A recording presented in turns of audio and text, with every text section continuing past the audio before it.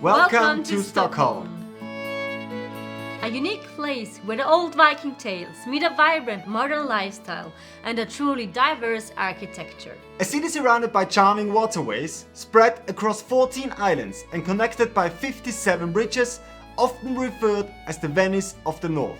Join us as we set sail on a thrilling adventure through Sweden's capital and share everything you need to know for your ultimate city trip to this Scandinavian metropolis.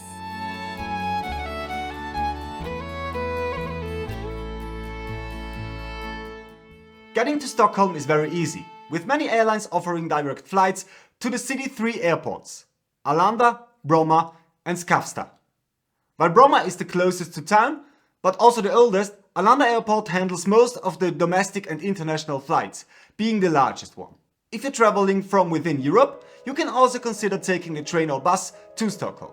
Once you arrive at Stockholm's Arlanda Airport, which is where we landed as well, you have several options to get to the city.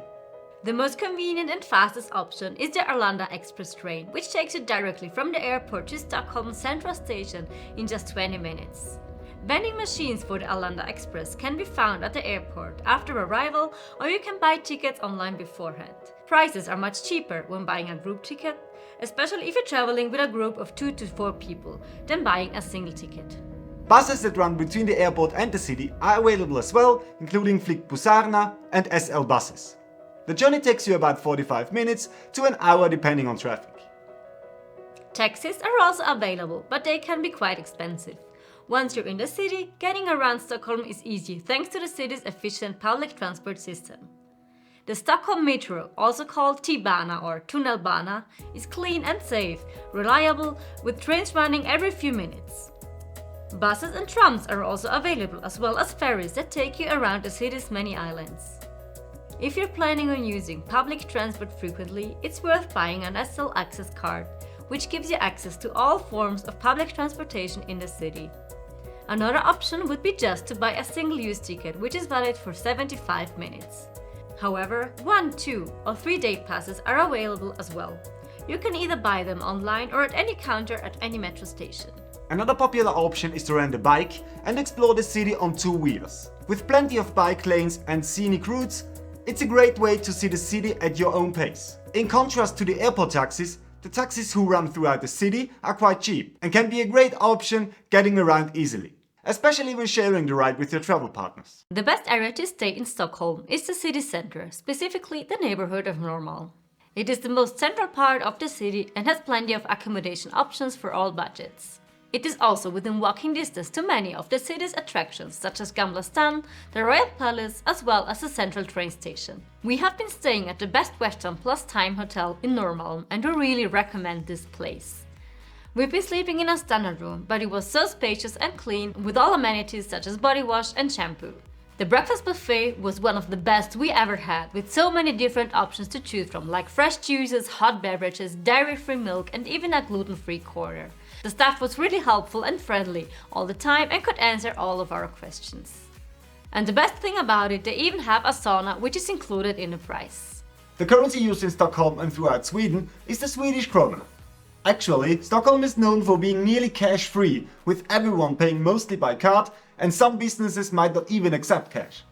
In order to not pay any fees on payments in foreign currencies, we always use our debit card from Revolut. For more information, check the link in the description. The best time to visit Stockholm is from May to September, when the weather is mild and the city comes to its life with outdoor events and activities. The days are longer during this time, providing plenty of time to explore the city. However, keep also in mind that it's the peak season, so the city can get crowded and prices may be higher than usual. If you're looking for a more budget-friendly option, consider visiting during the shoulder seasons of April or October, when the crowds have left and the prices are more reasonable.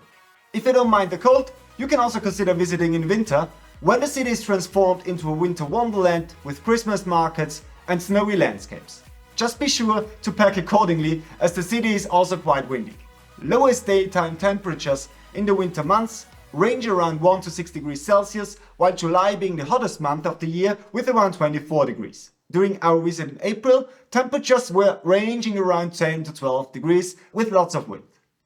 As for the cost of visiting Stockholm, it can be a relatively expensive destination, especially compared to other European cities. Taxes on alcohol are quite high in Stockholm. That means that you usually pay around 8 to 9 euros on a large beer, or even 12 to 14 euros for an Aperol Spritz, for example. The price for a cup of coffee or cappuccino in a cafe can vary between 3 to 5 euros.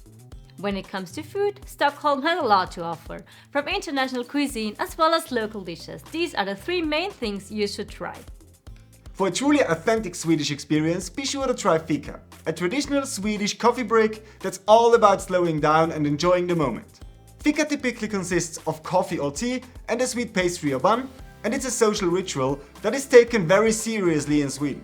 While köttbullar, Swedish meatballs, and kanelbullar, Swedish cinnamon rolls, don't need any further explanation and can be found almost everywhere, there is one special restaurant that doesn't have to be missed on your Stockholm trip. I'm now going to introduce to you 4 people that have come from a very lovely country, all the way from Austria, ladies and gentlemen. Give them a round of applause, please.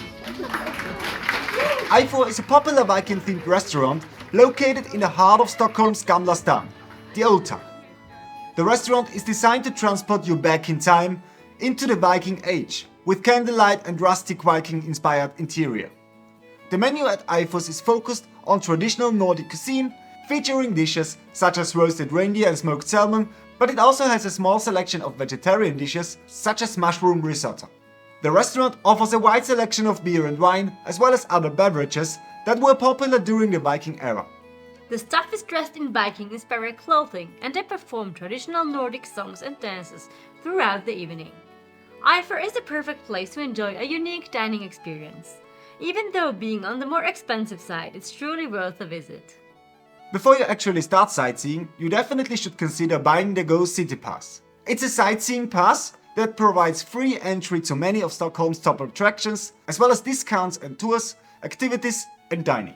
It offers entry to over 30 attractions and is available in a variety of duration options ranging from 1 to 5 days. Prices start from 2,650 Swedish krona per person, and you can actually save a lot of money by using it. By the way, the Go City Pass is also available in a variety of other cities around the world. Detailed information can be found by the link in the description below. There are plenty of amazing things to see and do in Stockholm City, and some of the top and also our favorite attractions are located on the island of Djurgården in central Stockholm, like the ABBA Museum or the Skansen Open Air Museum. This island has been a popular recreational area for centuries with its beautiful parks, making it a great place to enjoy a Sunday picnic. If you're looking for more adrenaline, you can opt for a roller coaster ride at the Gröna Lund amusement park. And if you're looking for some nightlife, head to the neighborhood of Södermalm, which has plenty of bars, clubs and restaurants. If you want to find out more about the 11 best things to do in Stockholm, with a more detailed description, make sure to subscribe to our channel and watch this video here. Well, that's it for our ultimate travel guide to the city of Stockholm.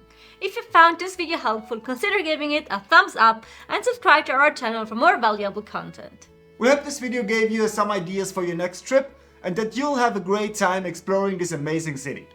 Thanks for watching. Bye. Bye.